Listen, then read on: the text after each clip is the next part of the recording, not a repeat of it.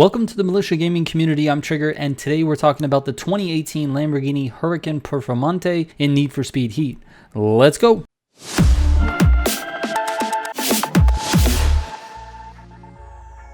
Real quick before I get into the video, if you're looking to grow your own YouTube channel and you want tips from someone like me, you can do so by going to Caliber Gaming. The link is in the description. That's my second channel where I'm teaching you everything I know about YouTube and offering free one-on-one coaching with your channel. Just hit the link in the description and go from there. All right, let's get into this. So the fastest engine for this Huracan Performante is actually the 710 horsepower 3.9 liter V8. It ran significantly faster times than any other engine, although one other V8 also ran some decent times, just not as good as this one. It ran a 259 on Arian and a 244 on Sonic. Neither of those times is super good, but they're okay. They're just decent times.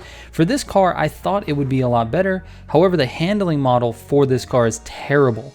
I mean, it really just struggles to drift corners, and it's going to be one of the most frustrating cars you've ever driven if you're going to try to race this and go for times. It's just too hard to drive. It does not turn. It does not want to slide out in the corners, which is important for Need for Speed Heat. Now, that being said, it is extremely fast to top speed. It actually does pretty good on the drag build, but we'll get into that in just a moment. All right, here is the full track build for you. It's that 710 horsepower, 3.9 liter V8 engine, Ultimate Plus engine parts, dual turbo and 5x3 pound NOS, super track suspension, elite brakes, elite race tires, elite plus clutch, elite 7-speed gearbox, super track differential, NOS refills and duration, and then it's got steering sensitivity at +5, downforce at -5, traction is off, and drift style is on brake. The brake drift style is crucial. Even though it still doesn't turn, this actually makes it a little bit better. All right, moving on to the drag build. Again, like I said, it's really fast from 0 to 230. The problem is it doesn't corner well. So with that said,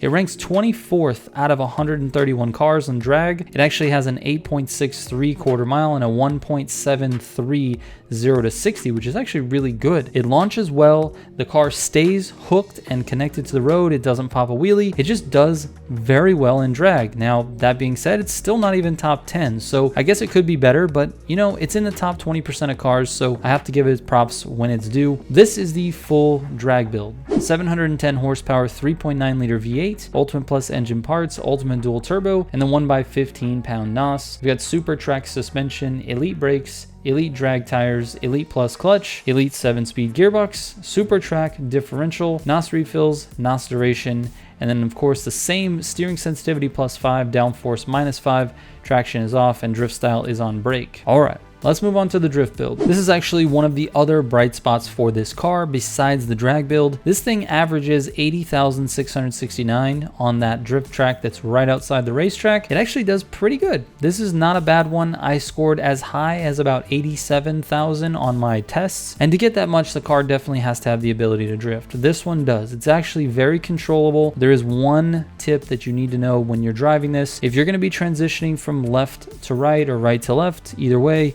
you need to turn first and then tap the e-brake. That's the only way this car is going to turn sharply and as you expect it to. If you try to use the regular brake, it just doesn't do what it's supposed to. And if you try to use the handbrake first and then turn, the thing wants to straighten out and grip up. So turn first, then handbrake. All right, the full drift build looks like this. 710 horsepower, 3.9 liter V8, Ultimate Plus engine parts, Ultimate dual turbo, 5x3 pound NOS, super showcase suspension, elite brakes, elite drift tires, elite plus clutch, super 5-speed gearbox, sport drift differential, NOS refills and NOS duration, and then steering sensitivity again +5, downforce -5, traction is off, and I changed the drift style to gas on this one, just a little more predictable. All right, lastly, let's take a look at the off-road build. This thing actually did terrible. I mean, it really is horrible. It's 91st rank out of 131 cars.